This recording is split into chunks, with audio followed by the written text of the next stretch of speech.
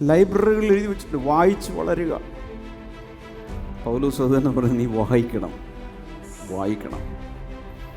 വായിക്കാൻ തീരുമാനിക്കുന്നൊരു കൈ ഉയർത്ത്. പരന്ന് വായിക്കാൻ. ആവശ്യമില്ലാത്ത അത് വാരികൾ മേടിച്ച് വായിക്കുന്ന കാര്യമല്ല പറയുന്നത്. മഞ്ഞപത്രങ്ങൾ വായിക്കുന്ന കാര്യമല്ല പറഞ്ഞത്. വൃത്തികെട്ട പേപ്പറുകളോ മാസികളോ വായിക്കുന്ന കാര്യമല്ല പറഞ്ഞത്. വിശുദ്ധമായത് വായിക്കുക, തിരുവെഴുത്തുകൾ വായിക്കുക, ശ്രദ്ധയോടെ നിരീക്ഷിക്കുക. ഒരു നിരീക്ഷകനായിട്ട് ജീവിക്കണം. എങ്ങനെയാണ് ദൈവം ആകാശത്തിലെ പറവകളെ നടത്തുന്നത്? പറവകളെ നോക്ക്. അത് കഴിഞ്ഞിട്ട് കർത്താവ് പറയുക, വയലിലെ ലില്ലിച്ചെടികളെ ഒന്ന് നോക്ക്. വയലിലെ താമര എന്നാണ് എഴുതി. വയലിലെ ലില്ലിച്ചെടികൾ, താമരയൊന്ന് നോക്ക്.